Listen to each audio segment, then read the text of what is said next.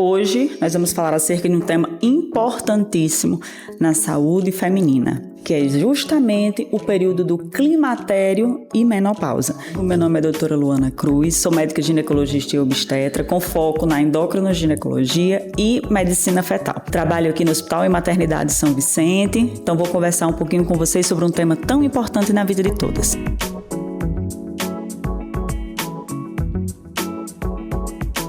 Menopausa é uma data, assim como a primeira menstruação, que é a menarca, a última menstruação ela tem um nome, menopausa. A pausa, 12 meses consecutivos sem menstruar. Então, aquele termo estou na menopausa é um termo que não existe.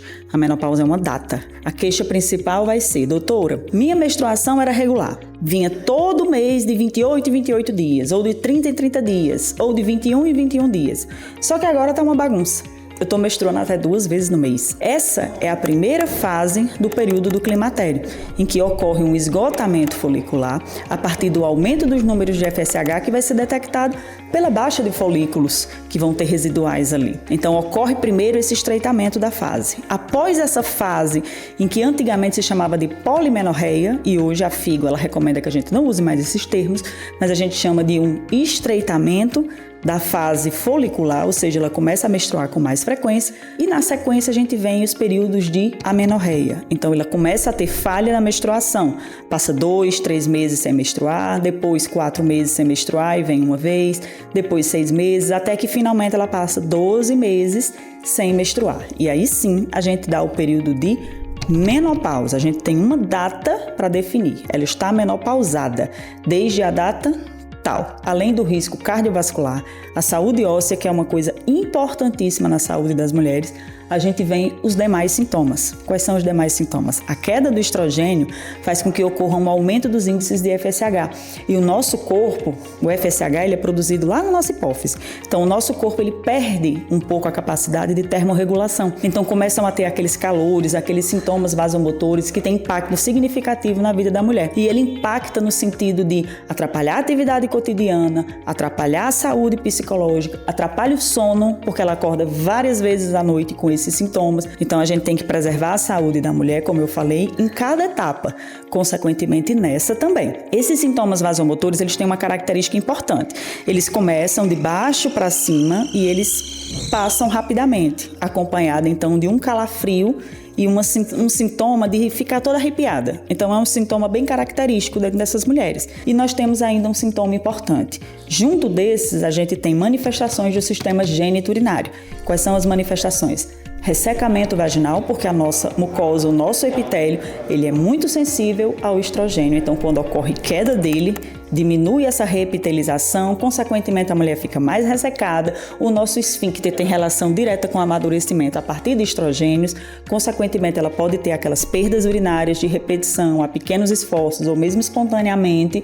As mulheres passam a ter esses sintomas que a gente chama de sintomas gênito-urinários. Dentre eles, uma manifestação também bem importante é dor durante a relação sexual em virtude desse ressecamento. Muitas vezes prurido relacionado a esse ressecamento, que é o que a gente chama de determinadas coceiras. Mas e como é que a gente pode ajudar essas mulheres? A gente vai manter esses sintomas, já que são fisiológicos? Não vai fazer nada? Vai só tranquilizar e dizer que é isso? Não, gente. A gente tem que manter a qualidade de vida dessas mulheres, manter a desenvoltura delas e essa qualidade frente ao mundo. O primeiro tratamento que a gente vai fazer é relacionado ao diagnóstico. O diagnóstico da menopausa, gente, ele é clínico.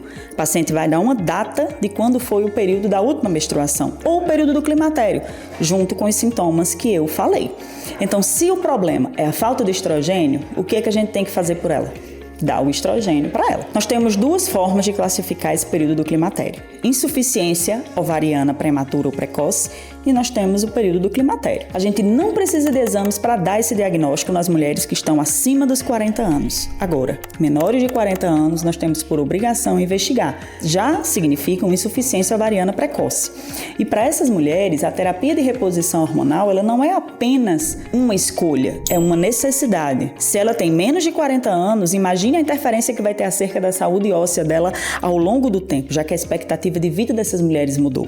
E o impacto significativo acerca da ocupação dela, do trabalho, desenvolvimento pessoal, profissional e no âmbito familiar. Então, a partir daí, a gente tem 2 grupos distintos: mas os dois devem ser tratados pensando da mesma maneira. É a falta do estrogênio que está causando esses sintomas. Doutora, mas e todo mundo pode fazer uso do estrogênio após? Então, a primeira pergunta que a gente vai fazer, gente, é se a paciente tem indicação da terapia de reposição hormonal. A indicação principal são esses sintomas vasomotores que podem ter impacto significativo acerca da vida da mulher.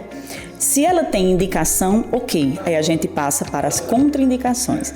Quais são as contraindicações? Avaliar sempre de caso a caso. Pacientes que têm um risco cardiovascular aumentado, pacientes que têm histórico de TVP ou histórico de trombose, câncer de mama, câncer de endométrio, câncer de ovário. Então, são situações em que a gente, infelizmente, não vai poder fazer ou são contraindicações relativas à terapia de reposição hormonal. Cada caso é um caso. A partir do momento em que ela tem indicação, não tem contraindicação, o nosso próximo papel é avaliar qual é a melhor via para a paciente. Nós temos as vias orais, transdérmica, que são as duas principais. Na transdérmica em forma de gel ou mesmo em forma de adesivo. E não esquecer de que se a mulher tem útero, a gente tem que proteger o endométrio.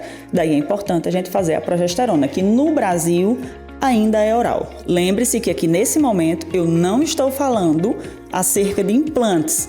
Implantes a gente fala acerca do Implanon no período do planejamento familiar.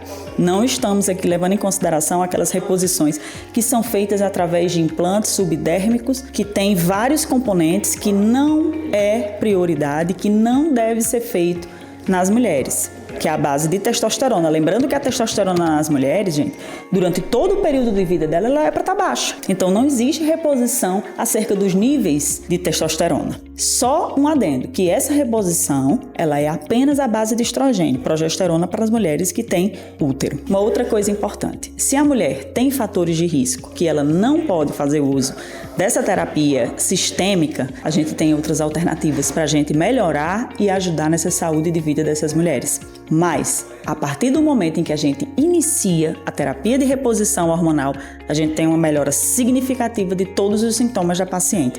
Mas, como eu disse, tem que ser bem indicada e o principal, acompanhar. A gente tem que manter o acompanhamento dessa paciente de perto, todo o tempo, a partir do momento em que a gente inicia a terapia. Fundamental para a saúde e para a qualidade de vida pós-menopausa para essas mulheres. Lembrando também que a gente tem alguns exames que fazem parte do screening anual. Pesquisa de sangue oculto nas fezes, colonoscopia para algumas pacientes, mamografia, densitometria óssea, justamente para melhorar o impacto de vida que esse período do climatério pode trazer para essas mulheres. Para que as mulheres possam envelhecer com saúde e o principal, qualidade de vida. Não é apenas atingir um alvo de idade, é chegar até lá bem, exercendo suas atividades, suas funções e feliz consigo mesma. Então, a nossa atuação tem que ser dentro do período de vida de cada mulher, com uma atenção especializada para cada fase. Aqui no Hospital e Maternidade São Vicente de Paulo, nós temos vários médicos preparados, prontos para atuar frente a essa época tão importante de vida das mulheres. Não deixe sua avaliação de forma incompleta ou mesmo atrasada, certo? Então, marque sua consulta, marque sua avaliação, escolha o profissional que seja de confiança para você e estaremos prontos aqui para lhe ajudar. Outra dica importante, se inscreve aqui no canal para que você consiga manter um acompanhamento acerca desses vídeos informativos que vamos fazer com certa regularidade. Deixe os seus comentários aqui, suas dúvidas, e aí a gente vai trabalhando junto e vai respondendo sempre que puder. Meu nome é doutora Luana Cruz e estamos aqui para cuidar da sua saúde.